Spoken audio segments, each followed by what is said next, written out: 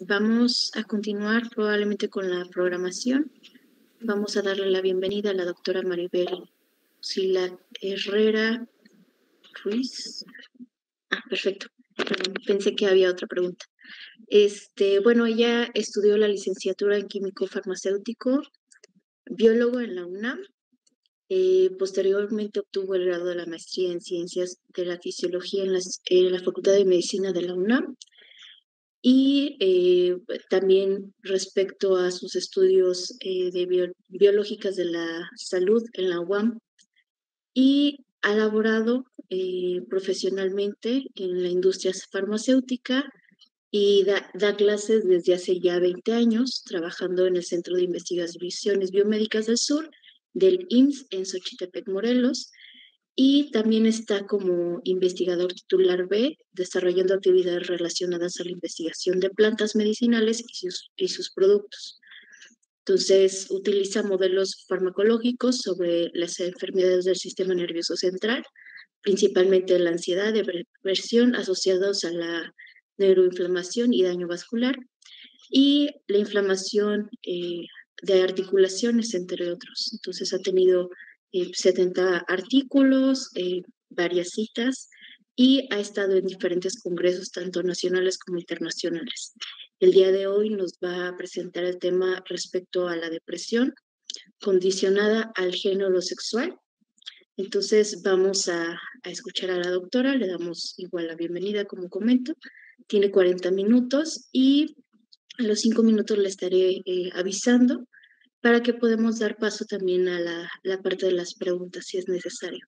Muchísimas gracias y bienvenida, doctora, de nuevo.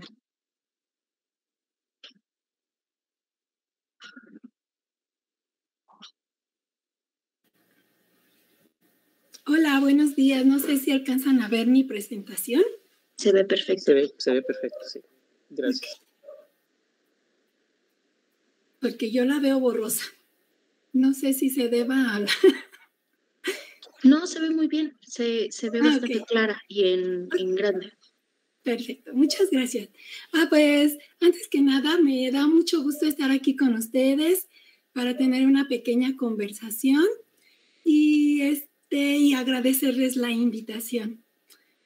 Bueno, ¿por qué escogí depresión? La depresión, como la mayoría de ustedes sabe, es una condición psiquiátrica que tiene una alta prevalencia a nivel mundial y me interesó esto de la condición, pues le puse así porque pues finalmente cerebro y sexo.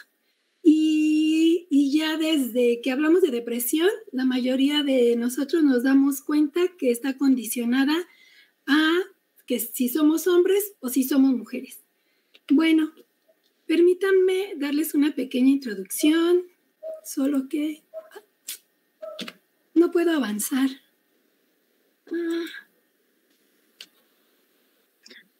¿Por qué no intentas salir y entrar de nuevo? Sí, me salgo de la presentación.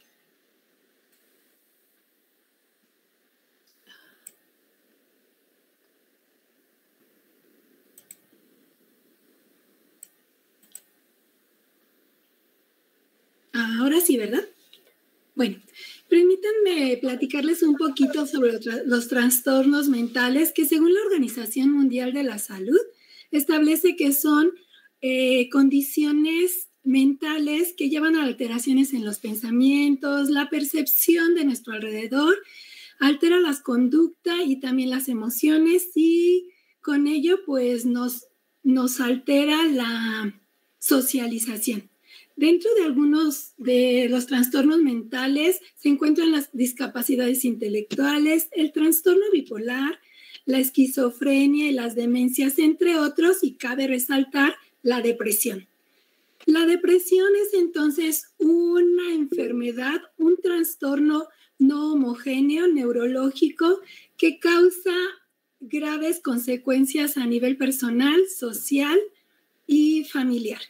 La depresión puede ser considerada multifactorial y dentro de su epidemiología, la Organización Mundial de la Salud ha establecido en los últimos años que hasta 3.8% de la población adulta tiene trastornos de depresión, lo que hoy representa 280 millones de personas en el mundo. Es causa del suicidio. Hasta 700,000 personas se suicidan cada año. En México, el INEGI establece que de 15 a 100 habitantes padecemos depresión. Algunas entidades médicas internacionales establecen que para diagnosticar la depresión se debe de presentar de manera constante, continua y por lo menos 2 a 3 meses 5 de los siguientes síntomas principales: estado de ánimo deprimido, pérdida de interés o de placer, que esto es anhedonia, disturbios en el peso, apetito, fatiga normal, autorreproche o culpa inapropiada, pobre concentración, tristeza, entre otros. Es una enfermedad que causa grandes discapacidades. De hecho, es la segunda causa de discapacidad a nivel mundial. Algo que es importante señalar es que se ha establecido epidemiológicamente que los trastornos de depresión se presentan 2 veces más en mujeres que en hombres. Y esto ha señalado, bajo estas circunstancias, algunos autores señalan que este trastorno entonces podría estar determinado biológicamente considerando dicha prevalencia. Y bajo estas circunstancias, el INEGI en la última estadística incorpora y dice que la discapacidad o este trastorno ocupa el primer lugar de discapacidad laboral para mujeres y tan solo el 9º para hombres. Ahí hay otra vez un sesgo sexual en la depresión muy importante. Me gustaría señalarles algo de la literatura que marcan algunas diferencias sexuales sobre este trastorno. Y primero empezamos con las características clínicas.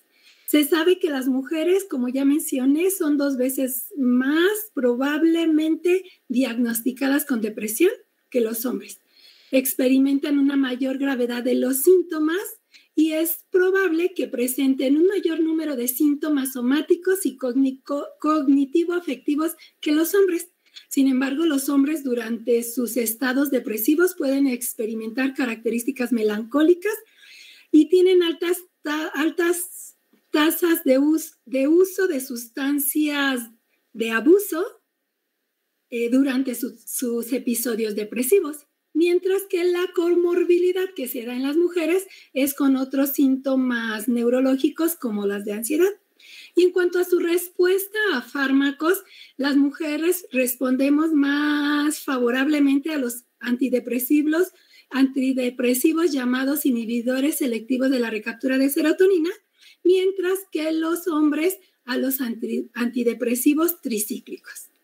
Otra característica es en la estructura cerebral. Por ejemplo, las mujeres presentamos reducciones en el volumen hipocampal durante la depresión crónica, pero esta reducción es más robusta en los hombres. El tratamiento antidepresivo en las mujeres revierte este volumen hipocampal, pero no en los hombres. Y el uso de antidepresivos también está asociado a neurogénesis en el hipocampo, pero solo en las mujeres. Las anormalidades más evidentes que se presentan en los hombres a nivel de estructura es de la corteza al estriado, mientras que en las mujeres es prefrontal y límbica.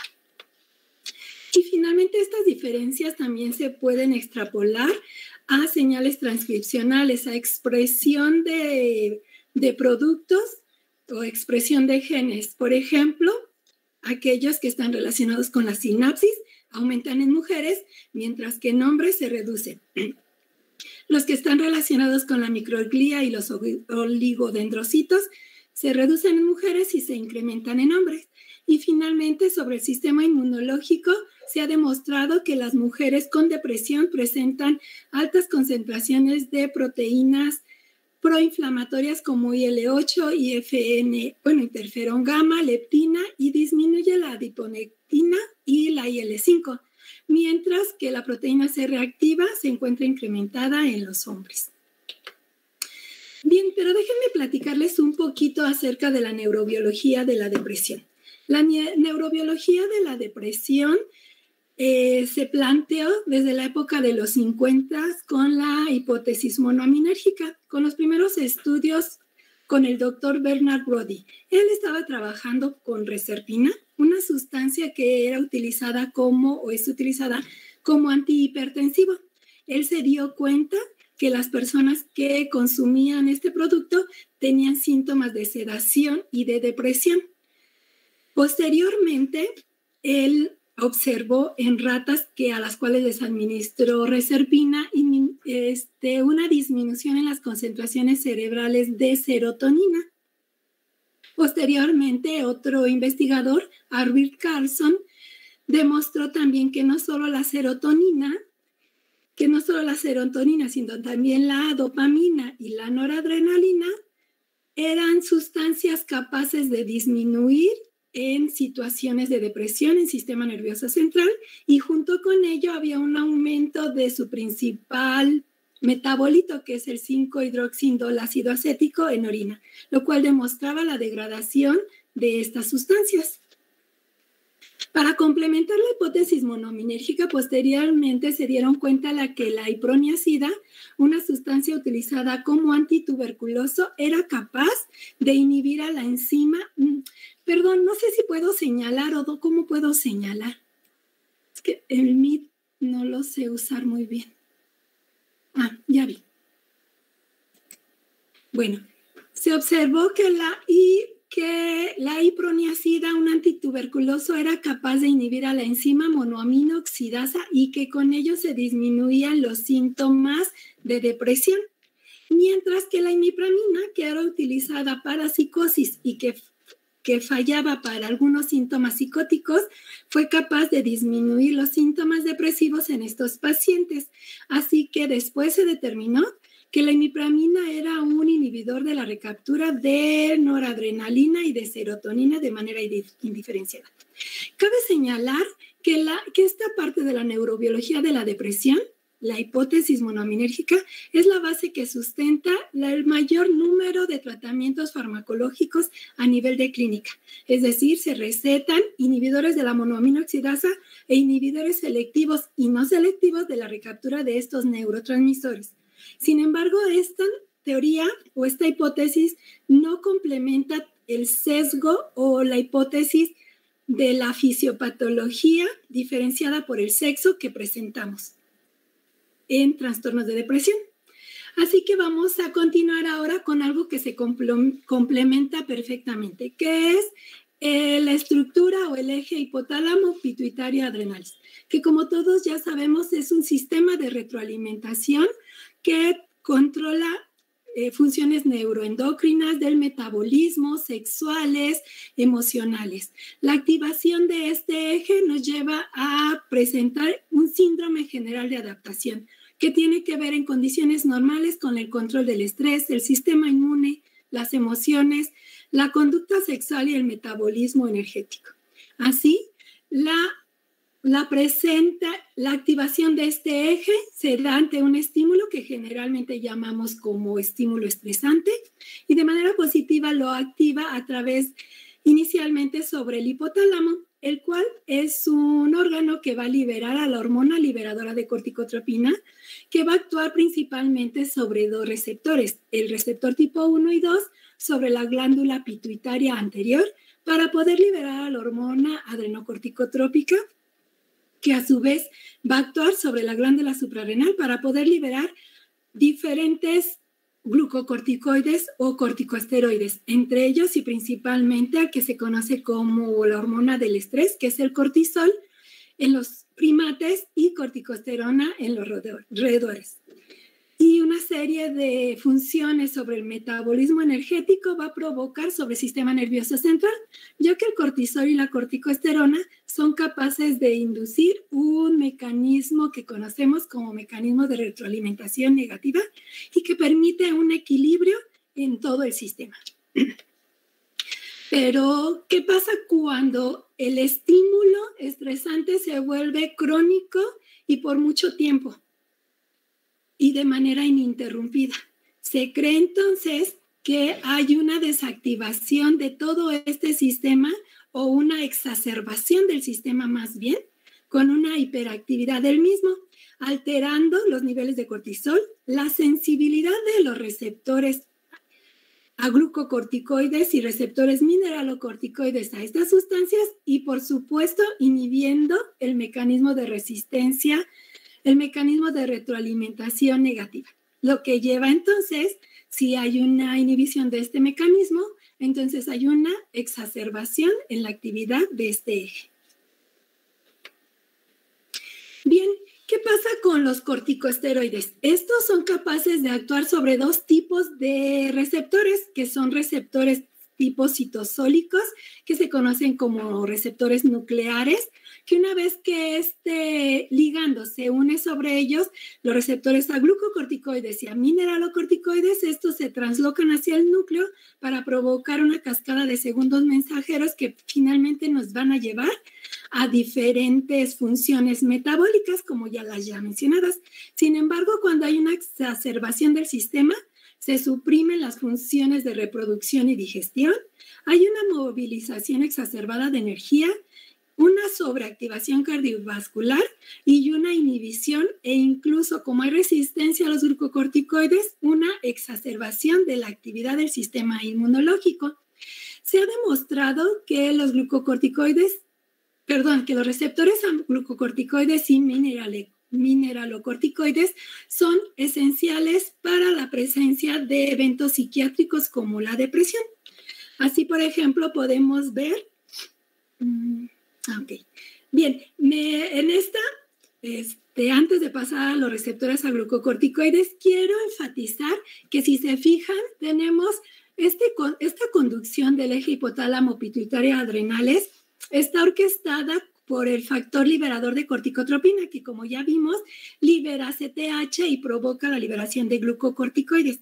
Sin embargo, más adelante vamos a ver que per se esta hormona también es capaz de ejercer efectos extra HPA y provoca su exacerbación o hiperactividad, conductas de ansiedad, problemas de aprendizaje, memoria, excitación o sobreexcitación del sistema, modificaciones en la conducta motora, el sueño, el líbido y la alimentación. Y ahorita vamos a ver cómo lo hace. Bueno, regresando a los receptores a glucocorticoides y mineralocorticoides, se ha demostrado que hay una diferenciación sexual de la presencia de estos en diferentes regiones del sistema nervioso central. Por ejemplo, se ha demostrado de manera general que las principales zonas que contienen una alta densidad de receptores a glucocorticoides son el núcleo paraventricular del hipotálamo y algunas regiones del hipocampo, y que los mineralocorticoides están principalmente regionalizados en el hipocampo en mayor densidad, sin descartar que en otras partes del organismo y del cerebro existen estos receptores. Y hay una relación. Se ha demostrado que los receptores a glucocorticoides son los actores principales de que haya un deterioro en la señalización y una producción o una presencia de trastornos psiquiátricos. Sin embargo, en últimas instancias y fechas se ha demostrado que también los receptores a mineralocorticoides, si disminuye su densidad en estas regiones, se provoca una disfunción o un desequilibrio en la relación MR y GR, y esto lleva a la depresión como parte del mecanismo fisiopatológico. Y para aterrizar esta parte del eje hipotalámico pituitaria adrenales, podemos observar en la lámina, en la parte inferior, que las hembras o las mujeres tienen una exacerbación durante los estados depresivos del eje hipotálamo pituitario adrenal, lo cual se puede ver marcado por las flechas verdes engrosadas, en donde hay una mayor concentración de la hormona liberadora de corticotropina, que provoca a su vez una mayor concentración de hormona adrenocorticotrópica, que va a generar una concentración alta de cortisol o corticosterona. Eso lleva a un deterioro en el mecanismo de retroalimentación negativa hacia el hipotálamo, lo que hace una mayor hipersensibilidad del sistema de este eje en las mujeres, lo cual no pasa en los hombres. Es decir, hay una mayor regulación y equilibrio aun cuando esté exacerbado el sistema o la liberación de estas hormonas. Como aterrizaje, entonces, podemos decir que los hombres con depresión se ha demostrado que no tienen cortisol elevado cuando se les hace o se compara con hombres no deprimidos, mientras que las mujeres con depresión mantenemos elevados los niveles de cortisol en comparación con mujeres no deprimidas y que la sensibilidad de este eje es menor en mujeres deprimidas. Así que la exacerbación de la respuesta es mayor. Y que, bueno, está influenciado principalmente o de muchas maneras por la concentración de nuestras hormonas gonadales, el ritmo circadiano, que lleva a un desequilibrio en este eje. Me gustaría, creo que voy bien rápido, ¿no? Bueno, me gustaría platicarles un poquito sobre este ensayo que se ve aquí. Y antes de esto, hay una prueba que se llama de supresión con dexametasona y que mide la funcionalidad del eje hipotálamo pituitaria adrenales. ¿Qué es lo que se hace? Ya sea en humanos o en roedores, es lo que se hace administrar dexametasona y medir las concentraciones de cortisol o corticosterona.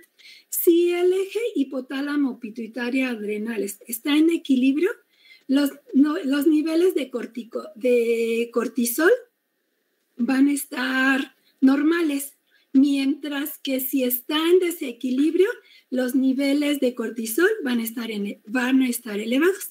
Se hizo un ensayo clínico en donde se reclutaron 65% de mujeres deprimidas y el 35% de hombres, estableciendo otra vez ese sesgo diferencial de sesgo sexual entre la depresión, donde siempre hay más mujeres que hombres. De estos, la funcionalidad del eje HPA ante la supresión con dexametasona, se observó que el 75% de estas mujeres tenían una funcionalidad normal y el 25% un desequilibrio. Y sucedió al revés en los hombres, el 35% tenía una condición normal, mientras que el 65% en equilibrio. ¿Por qué hicieron esto? Lo intentaron hacer en respuesta a nuevos tratamientos que afectan el eje HPA como tratamiento antidepresivo y observaron que solo el 23% de aquellos hombres que habían tenido desequilibrio en su funcionalidad del HPA, el tratamiento con compuestos fue exitoso. En los demás no hubo tal. Y con estudios en roedores, en este sentido, observaron en la misma prueba que los niveles del factor liberador de corticotropina y de hormona adrenocorticotrópica eran mayores en hembras que en machos. Lo que pasaba con la corticosterona en algunos estudios es que incrementaba, pero en algunos otros estudios no había diferencia. Se llegó a la conclusión de que dependía de la cepa, de la edad, de las condiciones de enjaulamiento, de en qué momento del día se tomaba la muestra, de la dieta y de los niveles de hormonas gonadales de estos animales. Y algo que es muy importante que hicieron en este mismo estudio, determinaron que la disposición de la corticosterona para modular el mecanismo de retroalimentación negativa tenía mucho que ver cómo estos corticosteroides se unían a las globulinas en sangre y con ello mejoraban o no la disponibilidad a nivel central. Es decir, y encontraron que el incremento, es decir, en las hembras, el incremento de los niveles de estrógenos provocaba una susceptibilidad mayor de unirse a las globulinas, mientras que el estrés era un mecanismo negativo para esto. Y entonces los corticosteroides, bajo condiciones de estrés, estaban incrementando la posibilidad de sufrir una hiperactividad del eje HPA.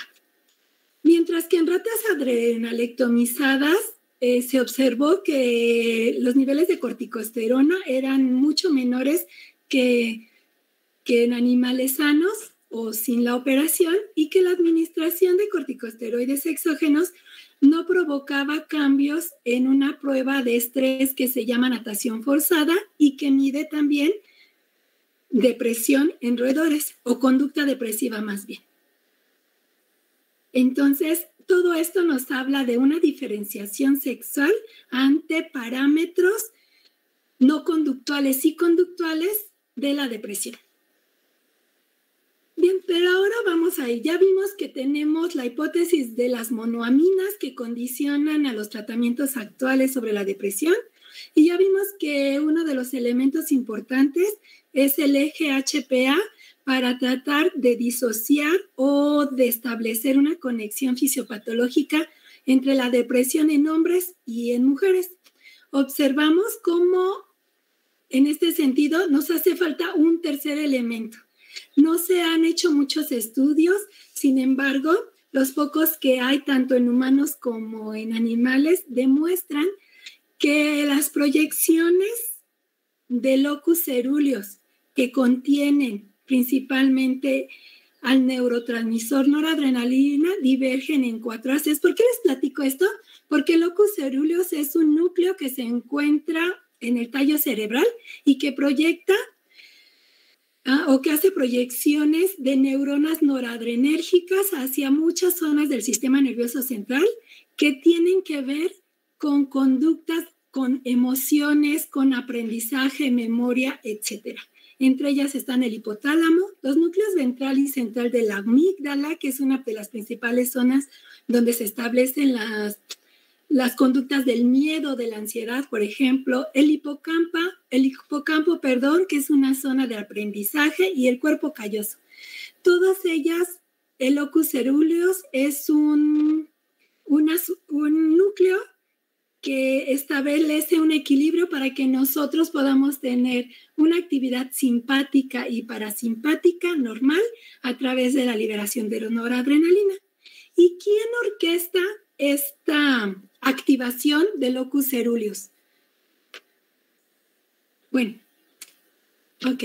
Después de esto, no solamente a estas zonas, sino también a una zona particular que es el núcleo del lecho de la estrella terminalis, y que también proyecta el locus cerúleos, neuronas noradrenérgicas. Es importante en la depresión, ¿por qué? Porque esta participa en manejar un estado de ánimo adecuado, en la irritabilidad, en motivación para una conducta social adecuada y en nuestras diferencias sexuales. Su desequilibrio provoca trastornos del estado del ánimo como la depresión, miedo y diferentes tipos de ansiedad, y ello una conducta agresiva. Pero ¿quién orquesta, como les decía antes, esta unión entre el locus cerúleos y la noradrenalina? El factor liberador de corticotropina. Se ha demostrado, ya vimos, por ejemplo, que el eje HPA libera esta hormona para provocar la liberación de glucocorticoides, y en condiciones normales o de estrés agudo como el que vivimos de manera cotidiana, no solamente se da la activación del eje HPA con la liberación de la hormona liberadora de corticotropina. Esta hormona, además de provocar la liberación de cortisol, también va a activar al locus cerúleos. Hay una gran densidad de receptores para esta hormona del tipo 1 y del tipo 2 que provocan a su vez la activación de neuronas noradrenérgicas que proyectan a todas estas zonas que ya antes les mencioné. Ante un evento de estrés agudo, nosotros vamos a tener respuestas adaptativas al miedo, mayor orientación y un estado de alerta que nos permite mantenernos en defensa de una situación de peligro, por ejemplo. Hay un aumento con ello en la frecuencia cardíaca y la presión arterial y modificaciones de nuestra actividad motora. Bajo condiciones crónicas de estrés, como es el caso de la depresión, nosotros vamos a presentar ya ese trastorno psiquiátrico y nos va a llevar, como se nota en las flechas verdes, que hay una hiperactividad del sistema, nos va a llevar a una hiperexcitabilidad, hipervigilancia, aumento de las respuestas de sobresalto, daño en la memoria y en el aprendizaje, y todo ello está claramente definido en los trastornos de depresión. Bien, ¿qué es el factor liberador de corticotropina? Es una hormona, neurohormona, que como se describió al principio como aquella que era la que liberaba a la hormona adrenocorticotrópica, y como se puede ver aquí, actúa sobre los receptores para activar una cascada de señalización en donde el AMP cíclico tiene una función importante, y con ello activa mensajeros secundarios para la activación de algunos genes y la producción de proteínas que tienen que ver con la regulación en la producción de hormonas gonadales y las ya mencionadas, por ejemplo. Y todo esto nos lleva a tener un equilibrio como de neuroprotección, memoria y adaptación al estrés, la vasodilatación, como vimos anteriormente, para una hipervigilancia, contracción del músculo liso y cardioprotección.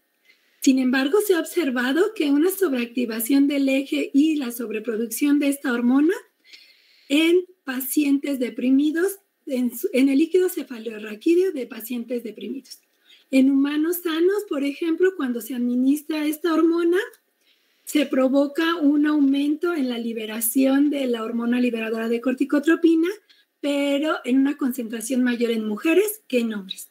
Las diferencias sexuales de estos receptores se han propuesto, como hemos estado viendo, en todo lo que tiene que ver con la adaptación de las especies y del género, a llevar a un momento, a un cambio evolutivo y adaptarnos para tener un éxito en la reproducción.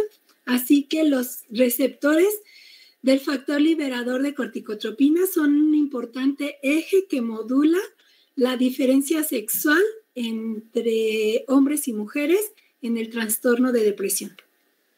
En roedores se ha demostrado que ratas adultas tienen mayor capacidad, o sea, mayor afinidad. Los receptores en las hembras tienen mayor afinidad para unirse al ligando, el factor liberador de corticotropina, en el núcleo accumbens y en algunas zonas del hipocampo, como es la región CA3, más que en machos.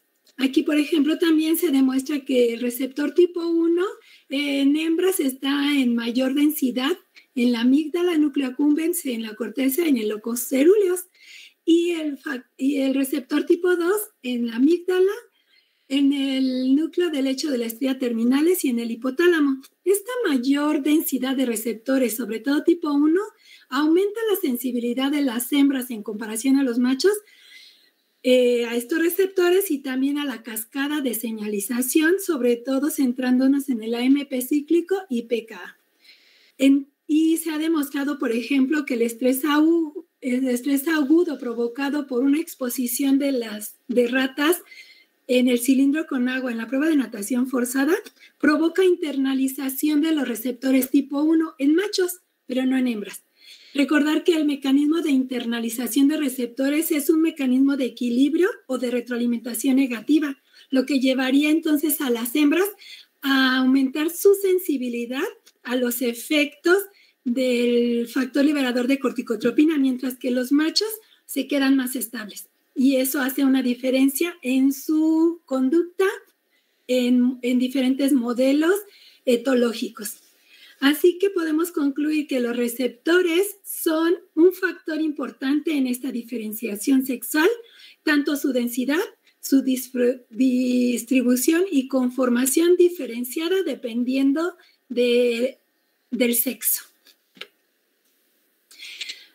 Con base en estos estudios que se han hecho del factor liberador de corticotropina, algunas industrias farmacéuticas han sintetizado antagonistas a este receptor. Y si se fijan aquí en la tabla, me parece muy ilustrativa porque lo que hacen es, en un modelo preclínico, con ratas y ratones, con roedores en general, evalúan en modelos etológicos estos diferentes tipos de compuestos y lo hacen solamente en los machos. Sin embargo, cuando tienen éxito, pues se van a desarrollar estudios en la clínica con hombres y mujeres, porque como ya sabemos, las mujeres tienen una mayor prevalencia de depresión y entonces se encuentran, además del sesgo sexual que está per se involucrado en la depresión, pues hay un sesgo de investigación en donde utilizan solo machos, pero machos animales, y se prueban con mujeres y hombres. Entonces, la tasa de éxito que ellos tienen es solamente de un compuesto, en donde el monitoreo del eje HPA, que se hace también con dexametasona por supresión, solamente es positivo para 3 compuestos y la tasa de éxito solo para 1. ¿Por qué? Porque si se fijan, y en realidad no sabemos, porque si se fijan, ese compuesto que tiene tasa de éxito solamente fue evaluado en machos y luego probado solo en hombres, y por supuesto que hay un sesgo de investigación. El siguiente cuadro me parece muy ilustrativo y se los quise mostrar porque aquí nos menciona precisamente eso. La mayor parte de los estudios preclínicos que se hacen con nuevos fármacos o con nuevas terapias lo hacen en machos. Y entonces ponen una palomita porque tienen una buena tasa de éxito al probarlos y decir, bueno, son buenos antidepresivos en los ratones machos. Pero ya cuando lo llevan a la clínica, la mayor parte de los estudios clínicos que se hacen tienen una mayor densidad poblacional con mujeres, precisamente por la prevalencia. Y entonces, pues ahí tienen un chasco, un foco roto, porque no está sesgada la investigación. En el caso B, en donde se hace una propuesta para que en el futuro no solamente se hagan investigaciones en machos, sino también en hembras, pues nos lleva a un mayor equilibrio, igual cantidad de hembras y de machos, y que nos puede dar una diferenciación entre las respuestas de cada una de los sexos para encontrar un tratamiento adecuado y poder diferenciar farmacológicamente este tratamiento sobre la depresión sesgada por sexos. ¿Y cómo es esto? Pues determinar que los fármacos antidepresivos, el 40% de las personas que se los toman tienen resistencia a los fármacos antidepresivos que se utilizan en la actualidad. Esa resistencia podría estar mediada por el sexo. Como conclusiones, que puse estas, pero que pueden ser todas las que ustedes hayan logrado obtener, pues para lo que es la depresión y el sesgo sexual, no todo está dicho y no todo está estudiado. De hecho, existen muy poquitos datos de la fisiopatología asociada a la diferenciación sexual. Existen datos que proponen que la sobreactivación del eje HPA, que más allá de solo la exacerbación por corticosteroides y hormonas sexuales, determina esta diferencia. También tenemos otro sistema, el locus cerúleus, noradrenalina y factor liberador de corticotropina, que son actores que podrían estar regulando de manera ponderante dicha desviación. Y por supuesto, en la búsqueda de nuevos activos en la terapéutica clínica de la depresión, se deberá tomar en cuenta, por lo menos a instancias antes de pasar con humanos, el sexo de los animales para ensayos preclínicos y todos aquellos mecanismos atípicos asociados a la fisiopatología de la depresión. Y creo que ya terminé. Muchas gracias. Muchas gracias, doctora, por su participación. Muy interesante todo esto que nos está comentando. No sé si alguien tenga alguna pregunta, alguna participación. Hay preguntas en el chat, Yasmín. Perfecto. Bueno, entonces probablemente primero damos como la apertura a los que están en el chat, porque probablemente fueron primero los que escribieron, y ahorita ya pasamos con el doctor Germán, ¿le parece? Sí, como usted guste. Muy bien. Perfecto. Entonces, en un momento se me trabó la computadora un poco. Si quieres, la puedo leer. Gracias. La pregunta es de Pablo Valdés Alemán y es, ¿qué tanto influye la etiología de la enfermedad a nivel de contexto social y de la naturaleza del estímulo-estresor, las diferencias de la misma en los sexos?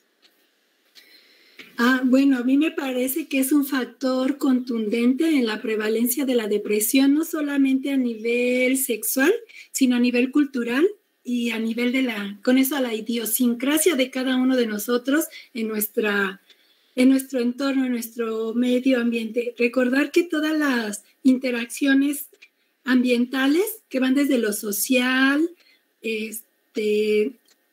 interno, ambiental, familiar, están condicionando la modulación de nuestro sistema nervioso. Cómo vemos el mundo y cómo lo vemos es a través de la interacción de los múltiples factores y de los múltiples actores que se encuentran dentro de nosotros.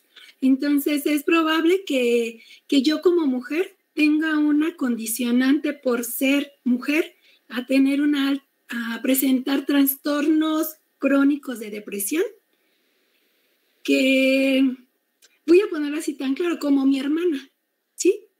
Porque tenemos una genética similar, crecimos en un núcleo familiar, el mismo núcleo familiar, sin embargo, mis condicionantes ambientales que surgen después son diferentes a los de ellas. Mi idiosincrasia en realidad se va modificando. Mis aspectos culturales también se van modificando y yo voy modificando mi conducta en otro ambiente al de ella. Entonces todo ello empieza a modificar nuestra sinapsis, todas nuestras conexiones y todo lo que establecemos como seres humanos. Es más fácil establecer un paralelismo o resultados más contundentes con los animales, que también tienen sus grandes diferencias, con una cepa de ratones o de ratas que la tenemos condicionadas en un ambiente que, no sé, hay menores alteraciones sin quitarlas, porque sí las hay, pero hay menores alteraciones que en las de un ser humano. Entonces, todos esos factores son harto complejos, así como harta compleja es el trastorno de depresión y los mecanismos fisiopatológicos, y como ya vimos, un solo receptor o una sola proteína está de manera marcada presente en un hombre y una mujer de manera diferenciada, y es lo que nos hace ser diferentes. Muchísimas gracias por su explicación. Vamos a dar paso al doctor Germán, y también no sé si pueda compartirnos su contacto, ya que en el chat también están comentando algo similar. ¿Pongo mi correo electrónico ahí? Si gusta, ¿Se refiere? Por favor. Ok. Muchas gracias. Sí, a ustedes. Gracias, Yasmin. Gracias, doctora María, por tu presentación. Bien interesante las cosas que hemos comentado, ¿no? Sobre estos aspectos que están relacionados con diferencias sumamente importantes entre los sexos, que es uno de los tópicos de este evento. Pero me preguntaba yo sobre dos cosas, es decir, aquí no estamos hablando de salud, de medicina preventiva ni de aspectos preventivos, sino más bien de la otra parte, ¿no? Cuando ya se presenta una situación particular. Y me preguntaba yo, veo que trabajas en una institución de salud pública, me preguntaba yo, en este espíritu de personalizar la medicina, es decir, en términos, me parece que esa es como una meta teórica. Sí. De personalizar la medicina, ¿no? Es decir, como aspectos muy particulares que se deben tomar en cuenta. Como la farmacogenómica que se maneja. Exacto, es decir, decirte a qué eres sensible, tu susceptibilidad, qué enfermedades, prevención, y si ya las tienes, pues tú vas a responder particularmente de esta manera, ¿no? Exacto. Sí, me preguntaba yo, en este caso particular que nos comenta sobre estas diferencias de prevalencia, etcétera, y tratamientos, ¿qué tan lejos estamos en términos de políticas públicas para implementar este tipo de medicina por ejemplo, ahorita particularmente con lo que nos comenta sobre las diferencias sexuales, sobre ese caso, y bueno, ya en términos generales, para la otra, ¿no? Yo creo que estamos muy lejos, toda vez que necesitamos muchos estudios para poder llegar a una farmacología, como tú dices, personalizada. ¿Por qué? Porque primero tenemos que visualizar, entender, comprender cuál es el mecanismo fisiopatológico asociado a la depresión en mujeres y a la depresión en hombres. Y la depresión es solo un ejemplo, ¿no? Estamos viendo enfermedades metabólicas y cómo las enfermedades metabólicas tienen una alta comorbilidad con trastornos depresivos, de ansiedad, etc. Entonces, todo eso se hace muchísimo más complejo. Y la complejidad no solo en las políticas públicas o de salud de mi país, ¿no? Yo lo extrapolo en todo el mundo desde mi punto de vista y yo aquí veo un tema abundante para todos aquellos jóvenes que empiezan su labor como investigadores, porque cada elemento que vimos y cada elemento que se ha visto durante todas estas charlas que han sido fabulosas en este simposio, son particularidades así que podemos abundar o que podemos más bien abordar sin aterrizarlas completamente. Y eso mismo pasa con la medicina o con la clínica de las enfermedades psiquiátricas. Las enfermedades psiquiátricas como la depresión en realidad no se presentan solas. Debemos recordar que tenemos una circuitería tan compleja en sistema nervioso que un solo resbalón, un solamente desvío ya nos lleva a otra instancia psiquiátrica, por ejemplo, ¿no? Entonces se me hace, eso que preguntas es súper interesante, pero como que todavía estamos muy lejos de alcanzarlo. Sí, sería como nuestra meta, ¿no? Porque, es decir, en el tratamiento de este tipo de problemáticas, no hay una bala mágica, como decía Paul Ehrlich, ¿no? Es decir, no hay un fármaco que resuelva el problema de una sola vez, porque este tipo de problemática requiere una intervención también interdisciplinar, es decir, está el aspecto farmacológico y también la terapia me parece que es relevante. Y no sé si, por ejemplo, en esa cadena o en esa aproximación, también se deba de incluir esta diferencia, ¿no? Es decir, no sé si todo el tratamiento tenga que tener su particularidad respecto a los sexos y luego ya sobre otros aspectos más particulares de los individuos, ¿no? Yo pienso que estaría súper padrísimo que hubiese una diferenciación farmacológica, toda vez que en la depresión, por ejemplo, que sean 6 mujeres que padecen depresión respecto a 3 hombres, eso ya hace una gran diferencia. La resistencia a los antidepresivos podría estar sesgada a esa condición de sexo. Sí, yo estaría súper padre que llegáramos en algún momento a que fuéramos valorados en esa igualdad de género, también en esta parte, en donde nuestras condiciones fisiológicas son diferentes. Y en esa condición fisiológica, también la resistencia a los antidepresivos. ¿Por qué insisto en esto? Porque el 40% de las personas que tienen depresión son resistentes a los antidepresivos actuales. Entonces, una mecánica de investigación es ir en búsqueda de mejores antidepresivos que bloqueen esa resistencia. Pero esa resistencia está determinada por la condición sexual. Las mujeres somos las que presentamos esa resistencia. De tal manera que no soslayando todos esos eventos, también podríamos tener una mejor farmacoterapéutica que vaya direccionada por lo menos y sesgada, así como las enfermedades psiquiátricas están sesgadas en su mayoría más a hombres que a mujeres, perdón, al revés, más mujeres que a hombres, y ahorita vamos a ver que la esquizofrenia es otro caso al revés. Así estaría excelente. Pero sí, para eso faltan muchas manos, mucho dinero para investigar y muchos jóvenes talentosos como que los que seguramente nos están escuchando aquí. Muchísimas gracias, doctor. Y por supuesto, también el asunto de la medicina preventiva, ¿no? Pero ese sería otro caso. Ese es otro caso, la medicina preventiva. Definitivamente nosotros como humanos, o sea, no es seguramente todo, el 100% de las personas que estamos aquí ahorita en este auditorio virtual, hemos sufrido depresión, unos graves y otros que también está condicionada de manera un tanto genética, ¿no? Pero unos seguramente, y no me dejarán mentir, algunos de ustedes ya pasaron por una condición de depresión grave y muchos otros hemos pasado por depresión leve o suave, no sé, suave, mediana. Uh-huh. Sin duda. Y me parece que una de las mejores inversiones en salud pública es la medicina preventiva.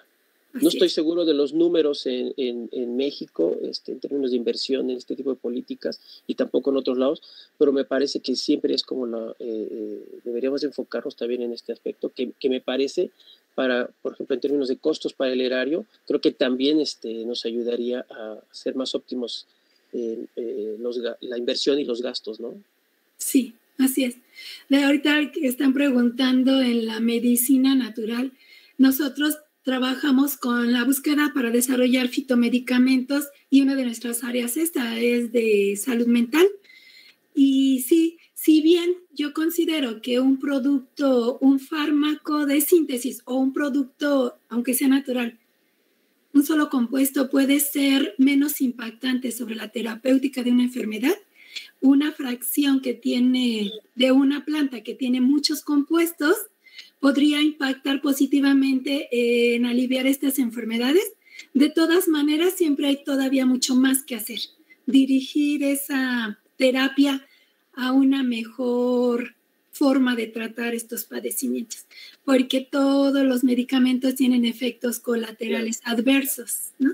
Que se suman a disminuir a veces en lugar de mejorar la calidad de vida de estas personas. Muchísimas gracias, doctora. Sí. Adelante, Yasmín. Muy bien, teníamos varias preguntas de YouTube. Algunas preguntan respecto a qué podemos decir cuando se hacen diseños experimentales solo con machos, ya que el estado estral es un factor que se propone soslayar. La siguiente es de Alfonso Méndez. Dice que la OMS reporta la profesión veterinaria como la primera en suicidios a nivel mundial y con predominio de las mujeres, que si tiene alguna opinión respecto a eso. Y esta parte también de medicamentos naturales, que si servirían para la depresión, y también agradecen y felicitan respecto a esto. Tenemos otra manita levantada, no sé si quiera comentar algo. En cuanto a la pregunta de la diferencia en el ciclo estral, sí, muchas veces, y yo alzo la mano con eso, decimos en las investigaciones preclínicas, no, vamos a trabajar con machos porque los machos no tenemos problemas, hay más homogeneidad en las respuestas, pero muchas veces esos experimentos que se hacen con machos, sí es cierto, el resultado es más homogéneo, pero soslayamos, como dice la pregunta o el comentario, el estudiar con hembras porque ellas, como nosotros las mujeres, estamos expuestas a un ciclo, ¿no? A un ciclo que en ella se llama estral y que tiene al menos 4 etapas. ¿Qué se puede hacer ahí? Lo que yo pienso que se puede hacer es primero determinar la conducta de las hembras de manera natural en las 4 etapas. La conducta en un cierto modelo etológico, por ejemplo, ¿no?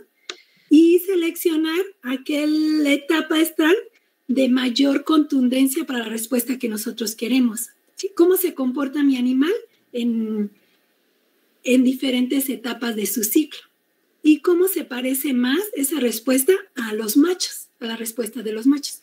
Entonces yo lo condicionaría a hacer experimentos en donde no se soslayara ese ciclo estral, sino más bien se investigara, se estudiara en función de una prueba biológica que yo quiero utilizar para determinar cierto mecanismo o evaluar cierto fármaco. Eso es lo que yo pienso. En cuanto a que la mayor profesión es la de veterinario, como la primera causa de suicidios a nivel mundial, lo ignoraba.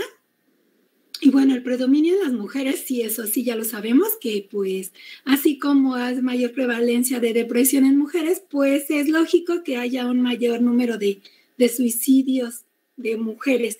Voy a investigar, Alfonso. Muchas gracias. Lo voy a revisar en la página de la organización.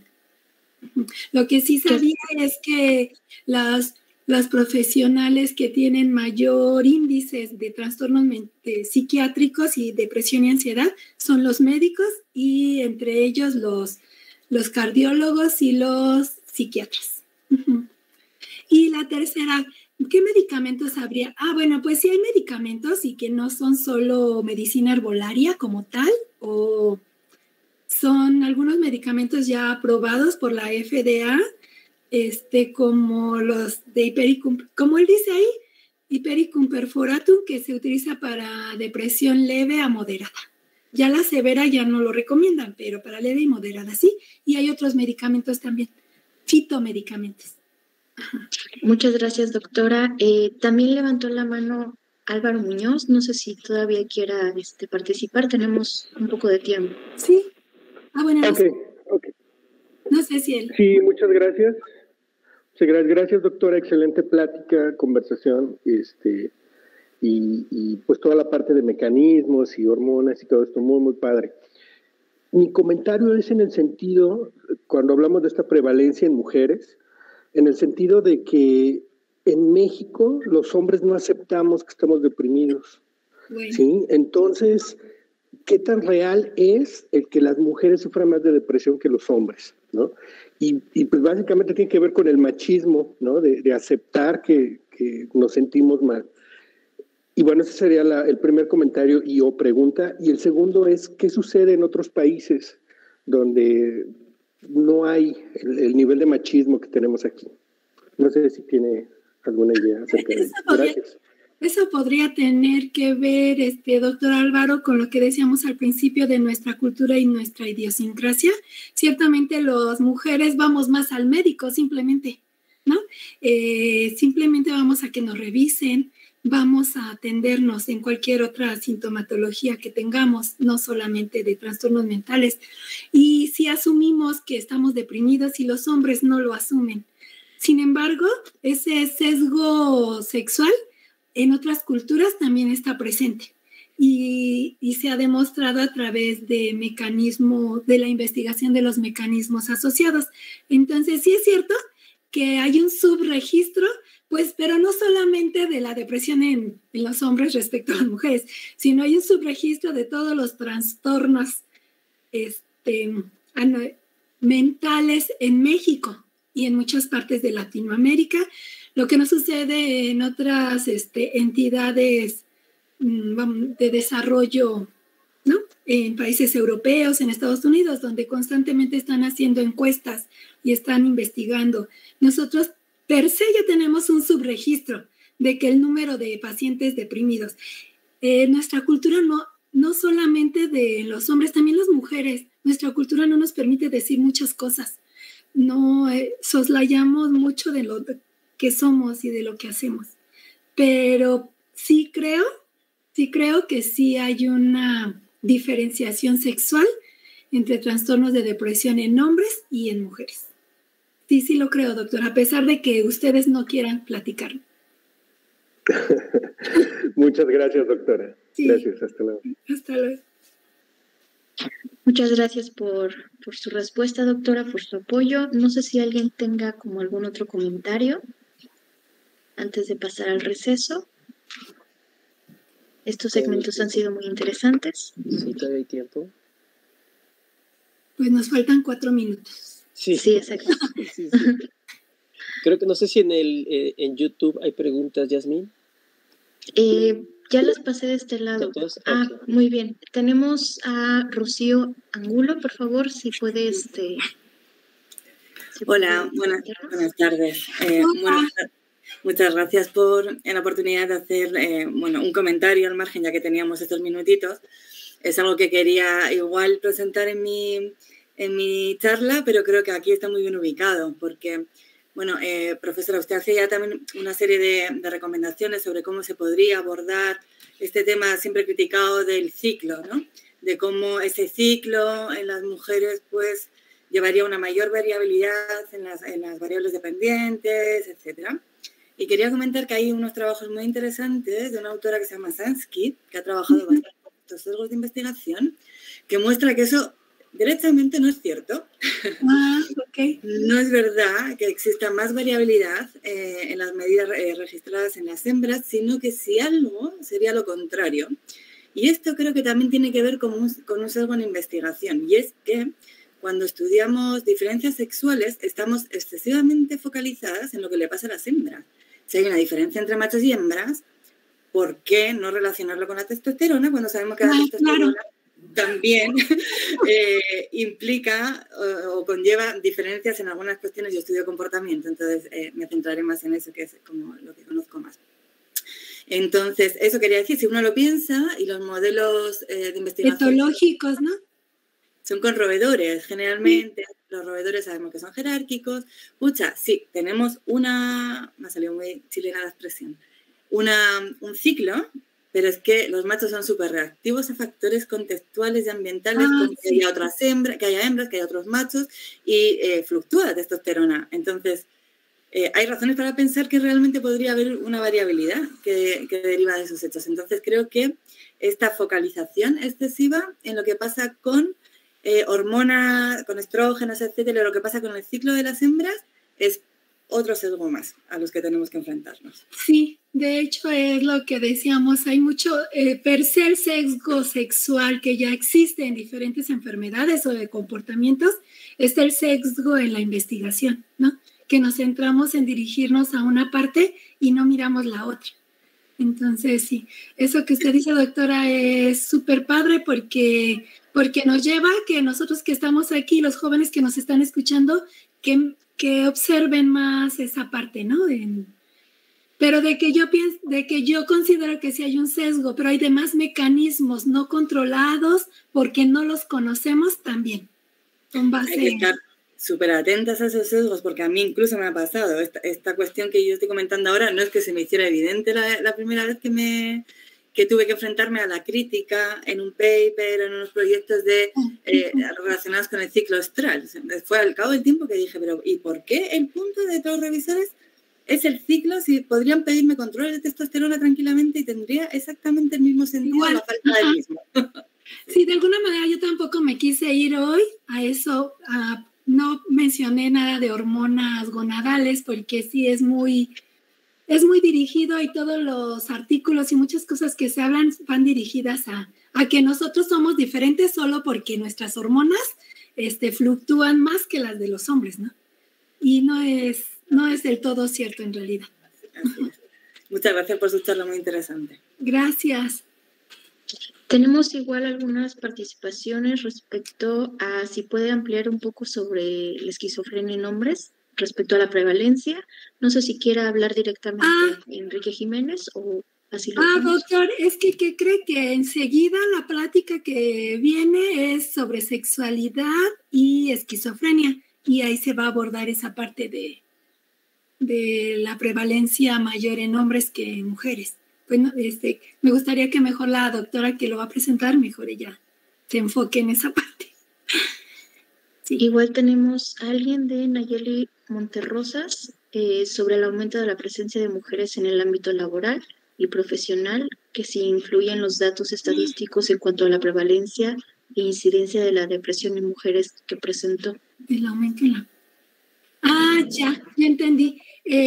Ahora hay más mujeres que antes dentro del ámbito laboral y profesional, y por eso hay una influencia.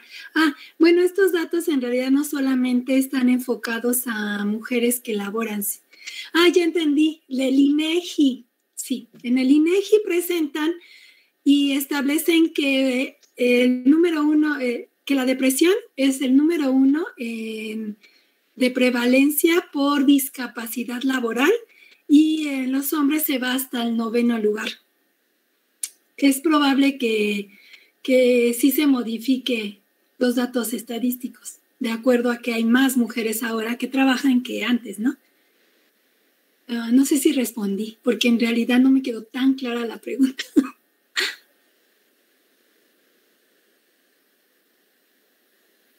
Bien, no tenemos reacción, pero sí, ya, que sí. Muy bien. Gracias. Muchísimas gracias, doctora. Muchas gracias a todos. Es un gusto Gracias, haber doctora. estado aquí. Y todo muy padrísimo. Estuvo padrísimo el simposio. Gracias por su tiempo, doctora. Gracias.